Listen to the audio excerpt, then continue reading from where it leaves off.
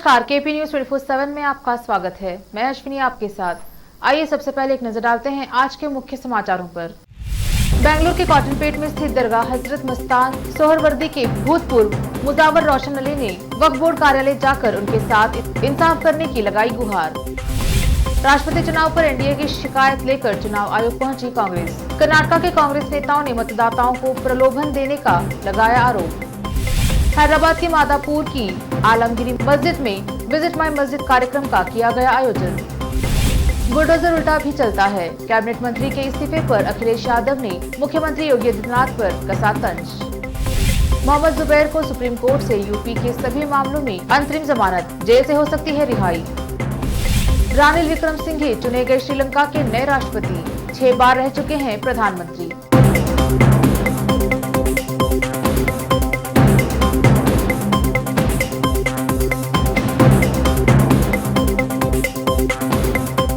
अब समाचार विस्तार से।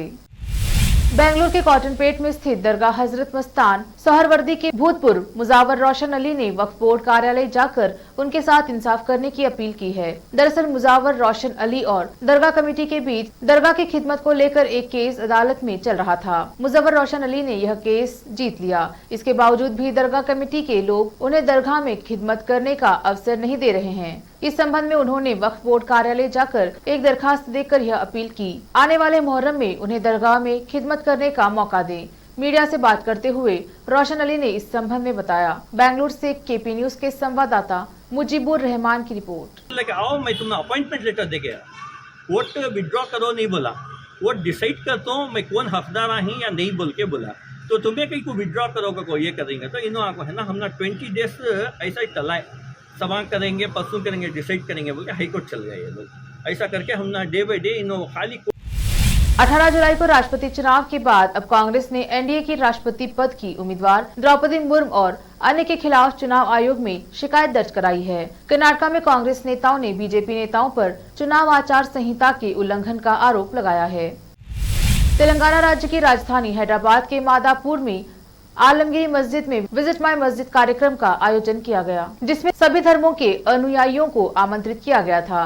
इस मौके पर बड़ी संख्या में स्थानीय लोगों ने कार्यक्रम में हिस्सा लिया। आयोजकों के मुताबिक इस कार्यक्रम में 500 से ज्यादा लोगों ने भाग लिया। कार्यक्रम के दौरान इस्लाम और मस्जिद से जुड़े बेहद जरूरी बातें बताई गई। मस्जिद में क्या होता है, नमाज के लिए बुलावा क्यों दिया जाता है, प्रार्थना कैसे की जाती है और इस्लाम भाईचारे और शांति के बारे में क्या सिखाता है। कार्यक्रम में शामिल लोगों ने कहा कि इस तरह के कार्यक्रम हर मोहल्ले की मस्जिद में आयोजित किए जाने चाहिए। इस तरह के कार्यक्रम से अंतर धार्मिक लोगों में शांति और भाईचारे की भावना पैदा हो सकती है।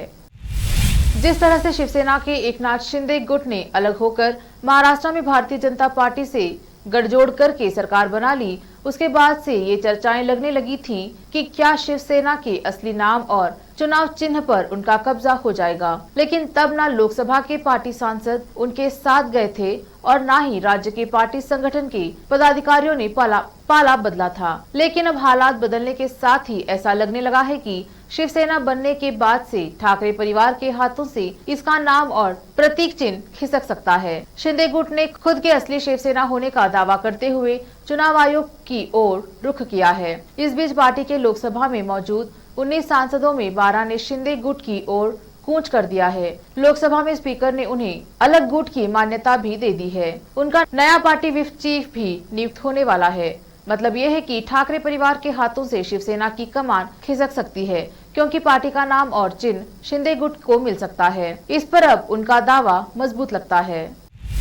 योगी सरकार के कैबिनेट मंत्री दिनेश खटीक के इस्तीफे पर समाजवादी पार्टी के अध्यक्ष अखिलेश यादव की प्रतिक्रिया आई है। अखिलेश यादव ने ट्वीट कर उत्तर प्रदेश के मुख्यमंत्री योगी आदित्यनाथ पर हमला करते हुए कहा है कि कभी कभी बुलडोजर उल्टा भी चलता है। अखिलेश यादव ने ट्वीट कर लिखा कि हाँ, मंत्री होने का सम्मान तो नहीं, परंतु दलित होने का अपमान मिले। ऐसे भी भेदभावपूर्ण भाजपा सरकार से त्यागपत्र देना ही अपने समाज का मान रखने के लिए यथोचित उपाय है। कभी कभी बुलडोजर उल्टा भी चलता है।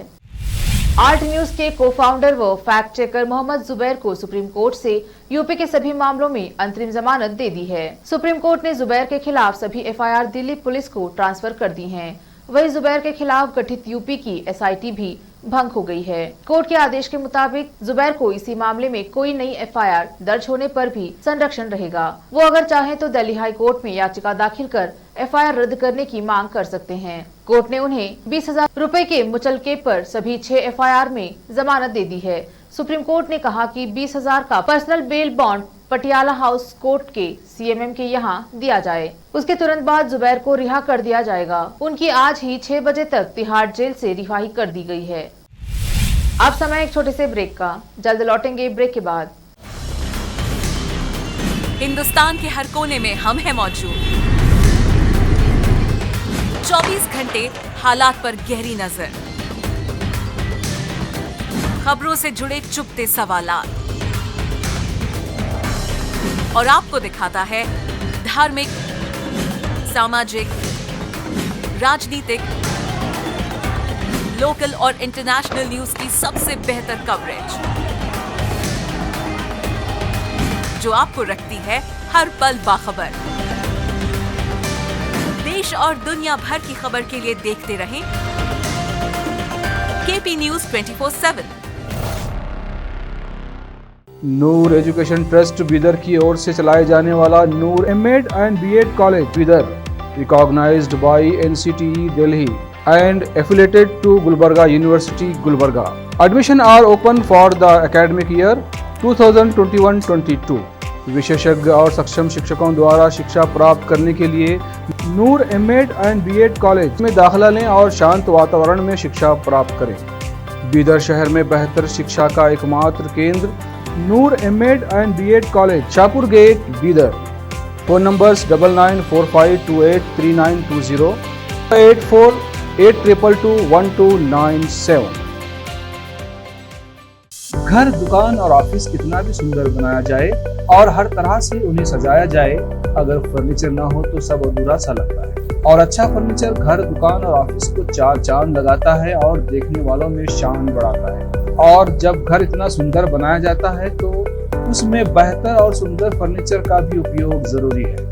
अपने घर, दुकान, ऑफिस के लिए अच्छा और सुंदर और पायदार फर्नीचर और दूसरी चीजों का बीदर शहर में एकमात्र केंद्र है Nikita industries and Nikita furniture showroom, जहां पर एक ही छत के नीचे विभिन्न डिजाइन और विभिन्न रंगों और विभिन्न कंपनियों के पलंग, अलमारी, सोफा सेट, डाइनिंग टेबल, सिंगारदान, ऑफिस काउंटर्स, विभिन्न कलर्स और डिजाइन की कुर्सियां, बहुउपयोगी चौकियां और दूसरी चीजें उपलब्ध हैं। घर, ऑफिस और दुकान बनकर तैयार है और वहां के लिए फर्नीचर का सोच रहे हैं तो देर किस बात की, तुरंत चले आइए।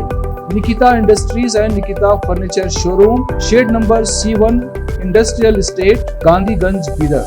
अधिक जानकारी के लिए शोरूम के मालिक जयराज खंडे से इन नंबर्स पर संपर्क करें। 9448128148, 08482227010। ब्रेक के बाद स्वागत है आपका। देखते हैं आगे के समाचार।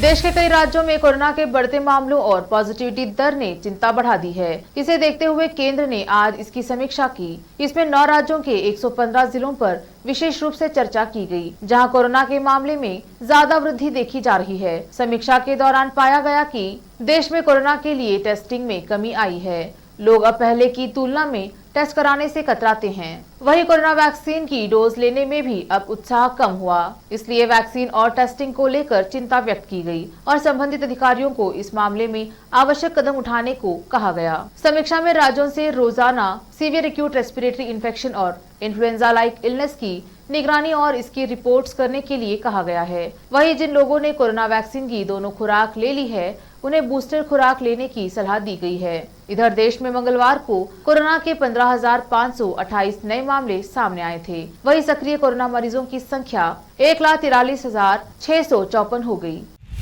चीन की सड़कों पर टैंक की लाइन देखकर लोग हैरान हैं। मीडिया रिपोर्ट्स में बताया गया है कि यह फुटेज रिझाओ की है, जो शेडोंग क्षेत्र का है। यहाँ एक बैंक की स्थानीय शाखा को बचाने के लिए टैंक उतार दिए गए हैं। हेनान प्रांत की ये वीडियो क्लिप दिखाती है कि कई टैंक कतार में खड़े हैं और स्थानीय लोगों को बैंक की ब्रांच तक पहुंचने से रोक रहे हैं। जैसे ही कैमरा घूमता है, वैसे ही टैंक की कतार पूरे ब्लॉक को कवर कर लेता है। स्थानीय लोग गुस्से में दिखते हैं, लेकिन वो इंतजार करने पर मजबूर हैं, क्योंकि भख्तरबंद वाहन सामने खड़े हैं। रेडिट यूजर इस सीन की तुलना थियानमन चौराहे की घटना से करते हैं, जो 1989 में हुआ था, जब सैकड़ों टैंकों का प्रयोग लोकतंत्र समर्थन विरोध प्रदर्शनों को कुचलने के लिए किया जाता था। श्रीलंका में जारी आर्थिक और सियासी संकट के बीच आज देश के नए राष्ट्रपति का चुनाव हो गया है। रानिल विक्रमसिंघे श्रीलंका के नए उपराष्ट्रपति चुने गए हैं। विक्रमसिंघे इससे पहले 6 बार प्रधानमंत्री रह चुके हैं। बीते दिनों सियासी उथल पुथल के बीच उन्होंने पीएम पद से इस्तीफा दे दिया था। गोटबाया राजपक्षे के देश छोड़कर भागने के बाद कार्यवाहक राष्ट्रपति की भूमिका निभा रहे हैं। राष्ट्रपति की रेस में विक्रमसिंघे का मुकाबला दुल्लास अल्ला पेरुमा और अनुरा कुमारा दिसानाइके से था। वोटिंग स्थानीय समय अनुसार सुबह 10 बजे शुरू हुई। पहला वोट स्पीकर और दूसरा वोट रानिल विक्रमसिंघे ने डाला। ईडी ने बुधवार को बॉलीवुड फिल्म प्रोड्यूसर प्रेरणा अरोड़ा के खिलाफ 31.6 करोड़ रुपए की धोखाधड़ी का मामला दर्ज किया। इस मामले में उन्हें बुधवार को तलब किया गया था, लेकिन वह ईडी के सामने पेश नहीं हुई। प्रेरणा इन दिनों किसी ऑफिशियल काम से बाहर गई हैं। उन्होंने अपने वकील विवेक वासवानी के माध्यम से समय मांगा था। प्रेरणा ने बॉलीवुड की कई बड़ी फिल्मों को प्रोड्यूस किया है। उन्होंने अक्षय कुमार, सलमान खान और जॉन अब्राहम जैसे बड़े स्टार्स की फिल्में भी प्रोड्यूस की हैं।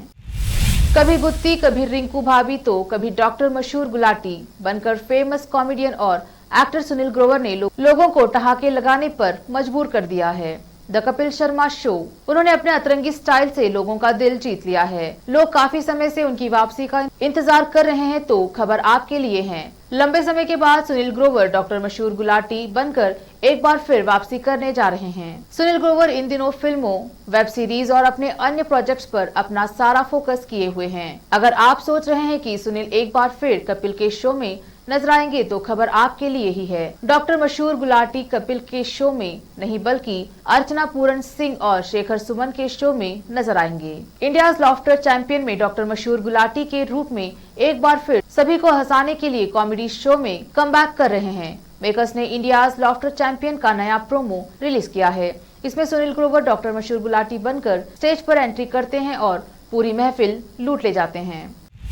आखिर में फिर एक बार देखते हैं मुख्य समाचार। बेंगलुरु के कॉटनपेट में स्थित दरगाह हजरत मस्तान सोहरवर्दी के भूतपूर्व मुजावर रोशन अली ने वक्फ बोर्ड कार्यालय जाकर उनके साथ इंसाफ करने की लगाई गुहार।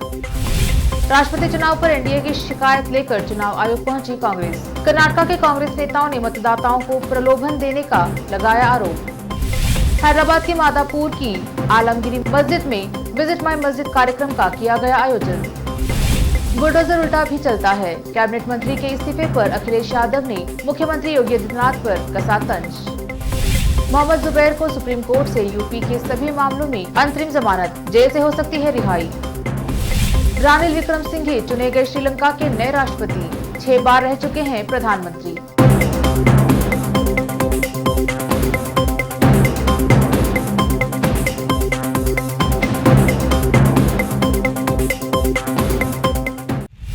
केपी न्यूज में अब तक के लिए इतना ही। देश प्रदेश के समाचारों के लिए देखते रहिए केपी न्यूज 24/7। धन्यवाद।